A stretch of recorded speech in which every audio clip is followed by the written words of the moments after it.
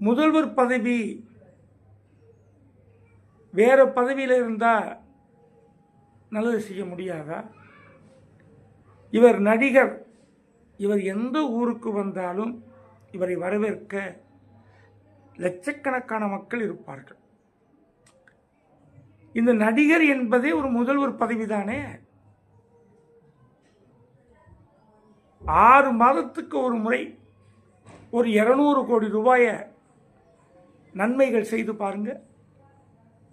ஒரு ஊருக்கு 10 பேர் யாருக்கு ரொம்ப நலிவடைந்து கஷ்டப்படுறாங்களோ, ஒரு ஆட்டோ கூட வாங்க முடியாத சூழல் இருக்கிறதோ, அந்த குடும்பத்திற்கு போய் ஒரு ஊருக்கு ஒரு 10 ஆட்டோ, இப்படி உங்கள் இஷ்டப்படி எதை வேண்டுமானாலும் அவர்களுக்கு செய்து தமிழகத்தில் நீங்கள் நினைத்தால் 5 வருடத்தில் சுயமாக உழைத்து முன்னேறக்கூடிய இளைஞர்களை உங்களால் உருவாக்க முடியுமே.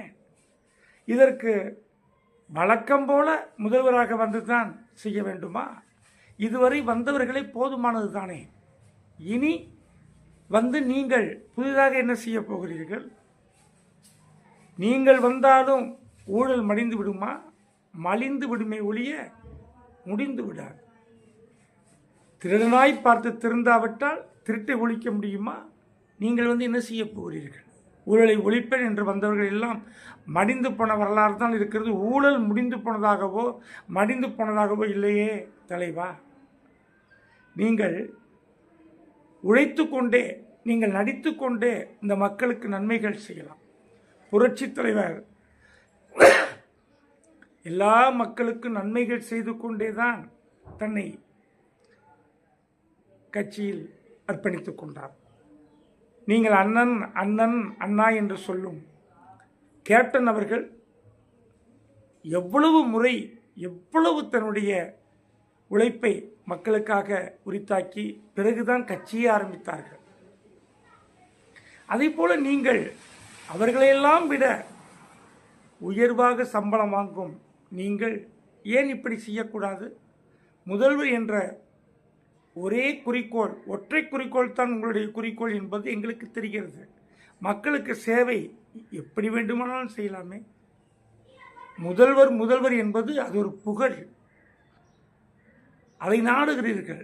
நீங்கள் சுயநலத்தில் தான் இருக்கிறீர்கள், பொதுநலத்தில் இருப்பதாக எனக்கு தெரியவில்லை. இது என் கருத்து தான். நான் யாரையும் என் கருத்தை திணிப்பதாக எடுத்துக்கொள்ள வேண்டாம்.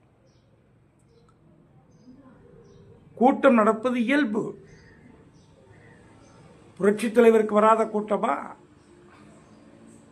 புரட்சி தலைவிக்கு வராத கூட்டமா? ஆனால் இடத்தை பொறுத்து இருக்கிறது.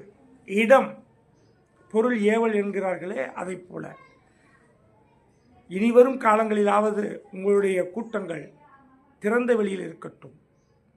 சிறந்த வழியாக இருக்கும். அது குறுகலான இடங்களில் உங்களை போன்றவர்கள் கூட்டம் நடத்தக்கூடாது. ஏன், நீங்கள் நடிகர். உங்களை பார்க்க வேண்டும் என்ற ஆவலோடு பலர் வருவார்கள். உங்கள் இயக்கத்தை சார்ந்தவர்கள் மட்டும்தான் வருவார்களா? எல்லோரும் வந்து உங்களை பார்க்க வேண்டும் என்ற ஒரு ஆவல் அவர்களிடம் இருக்கும்.